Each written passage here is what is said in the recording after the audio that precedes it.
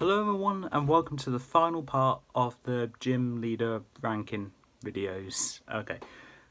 Gym leader ranking videos, the final part. So this is ranking the Gen 8 gym leaders from worst to best. This is obviously my opinion. I forgot to introduce myself, so hello, my name is Adam. And this is my opinion on my least favourite to favourite gym leader from Pokemon Sword and Shield. Now, as of the time I'm doing this, Gen 8 is relatively new, and there are 10 gym leaders to talk about here. So let's get started with 10th place being Opal, the fairy type gym leader. I'm not even going to attempt to say the name of their towns and cities because I don't remember what they are called. But all I know is Opal is a fairy type gym leader, and God, is she awful. Where do I even start? Her gym design isn't really a design, it's more like a quiz to find out if you're worthy to be a gym leader. No matter what you do, even if you get 100% on each of the questions right, you're not going to be worthy. You can even go into that gym wearing all pink and you still won't be worthy. So, I guess I can't be a gym leader then, okay. But I don't like her. I think her gym design is boring, it really is. And her gym battle can either make or break the battle for you, which is good. Basically, ask questions correctly and you win. If you ask questions wrong, you're gonna struggle, but you can still win. By just switching out. So nothing too bad. It's just unfair, I think. Because there's always the most inconspicuous answers for the gym battle, especially.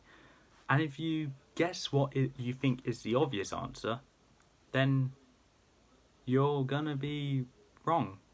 Then the battle's just unfair. Like I said, just switch out and you'll be fine. Moving on to 9th place, we have Gordy, the rock type gym leader in only Sword, and in my opinion, a bit of a disappointment. Even though I like the stance he does when you're battling him, just looking backwards, I think it's good. It reminds me of Turtonator, if anything. His gym design is actually pretty good, but also really infuriating as well, because even though it's easy to understand what you're supposed to do, it's still very easy to mess up.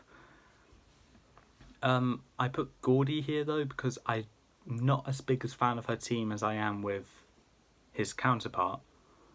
And I think he's just kind of boring in my opinion compared to the other gym leader. 8th place is the counterpart to Gordy, Melanie. Gordy's mother and the ice type gym leader exclusive to only Shield.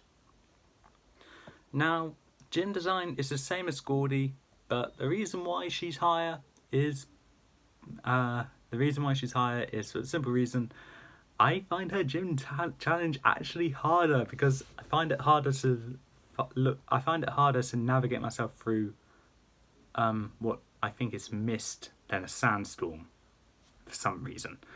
But also, I'm more of a fan of Gigantamax Lapras than Gigantamax Colossal.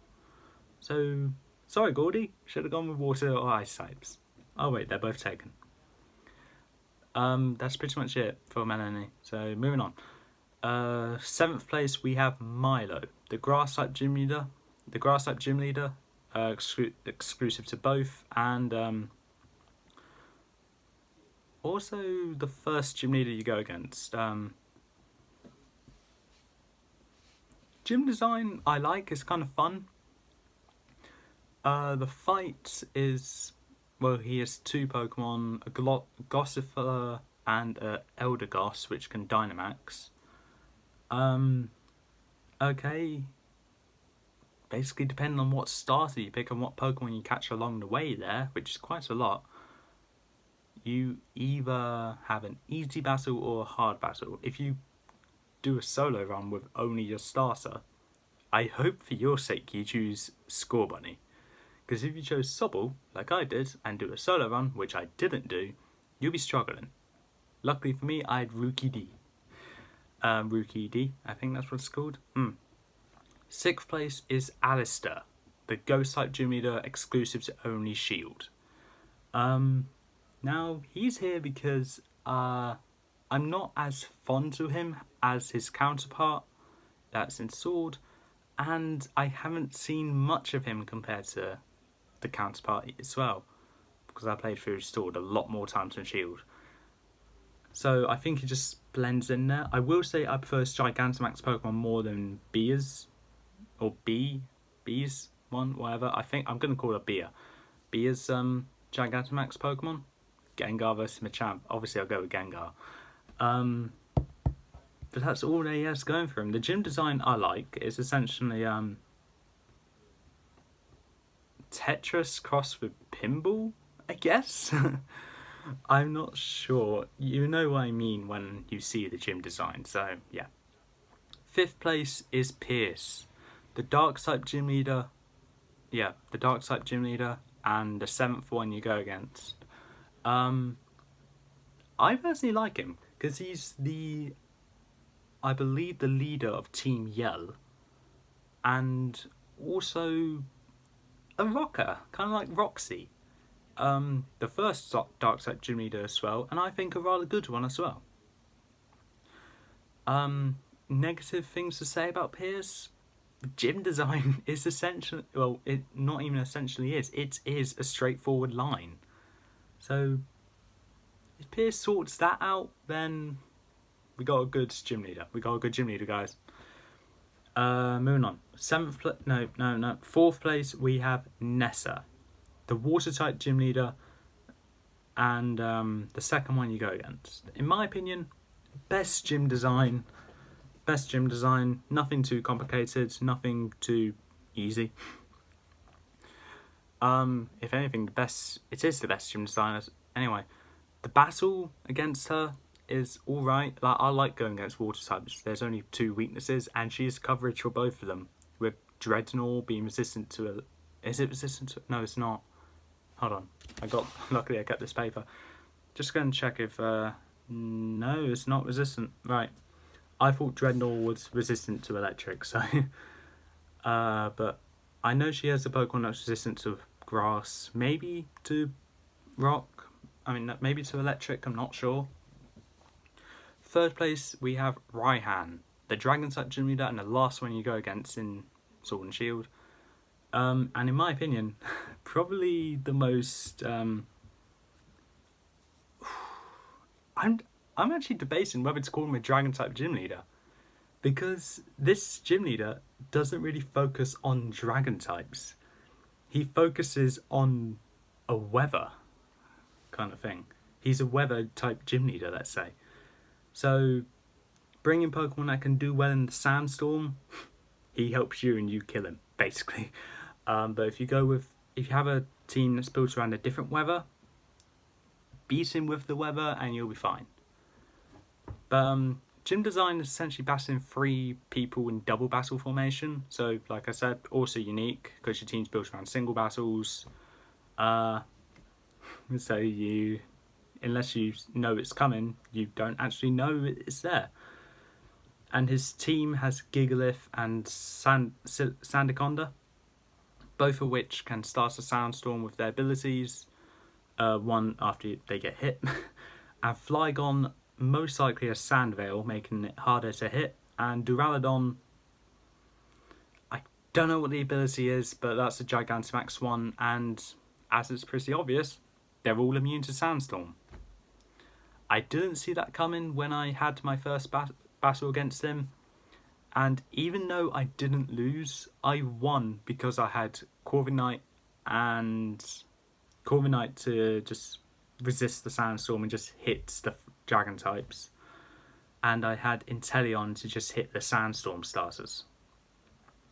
Once the Sandstorm starts out the way, I swapped into Sandaconda. Not Gigantamax, Dynamaxed it, and just gone with the Max Quake, I think it is, on Duraludon, ending it completely and God was I happy about that, because I was like, I did not expect this. Second place is Bia, a fighting type gym leader, and the fourth one you go against in Sword. In my opinion, she's actually a great gym leader. I like the Pokemon Twilight Wings episode based around her, which I believe is episode 2. Just goes to show she's a relentless trainer, physically and mentally training, and whatever free time she gets, she will be, well, like I said, training. Her Gigantamax Machamp is terrifying to go against, but unless you have a plan, you're fine, basically. Gym design is the same as Alistair. I think a punching glove is better than a claw, due to what they do. They just push you back upwards, which is what you need sometimes. I just think a punching glove is more effective than a claw pouncing at you, though. So, yeah. The battle against Bia, I prefer more than Alistair, because I can't really explain why. I think I just like going against fighting types more than ghost types. I don't know. But first place, we have Kabu, a fire type gym leader, and the third one you go against. Now, Kabu does something which the other fire type gym leaders can't do. Be a good gym leader. Okay, so before Kabu, we had Blaine, Flannery, and I believe just Chili. I feel like there's another one I'm missing. Gym leaders wise, so not Flint. There isn't one in Gen 2. There isn't one in Gen 4. Gen 5 already said. There isn't one in Gen 6. Gen 7. Should I count Kiawe? He's not a gym leader, so I'm not going to count him. But with the exception of Flannery, maybe, the other fire-type gym leaders are not good. Kabu is a great gym leader. Like Bia, he's a relentless trainer, but isn't as devoted, I guess. Just more like protecting his region that he's in, which I believe is called Motorstoke, along with a mine that's nearby there. Taking care of any trouble that's there, and also from what's it said in the story, one of the hardest gym leaders, which it is, because it's also the first Gigantamax Pokemon you go against, with Sensor Scorch. Unless you have a rock type, you're going to have some fun, because his team has Drought and Will-O-Wisp, I believe. Basically making it hard to attack, because when you get burned, it halves your attack, which makes it harder to hit them, because most of the moves you get at that time is physical attacking moves. So kind of hard. And gym design is actually rather unique, because instead of battling trainers or a puzzle, it's essentially going to a battle with a gym trainer and basically go against that gym trainer to catch a Pokemon. My strategy is just kill the trainer and catch the Pokemon. That's how you get the most points and guaranteed to fight the gym leader. And the best part about it is, the Pokemon you catch there, you actually get to keep. So, yay.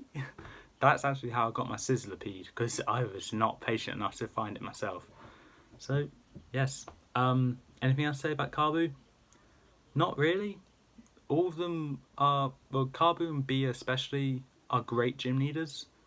I wouldn't say they're gym leaders that I love. More like ones that they're just good in what they do. But anyway, that's all for this time. If you like what you saw, leave a like, leave a comment, don't forget to subscribe. Please make sure to leave in the comments below who your favourite gym leader is, or favourite Galar gym leader. And I'll see you in the next video. See you next time.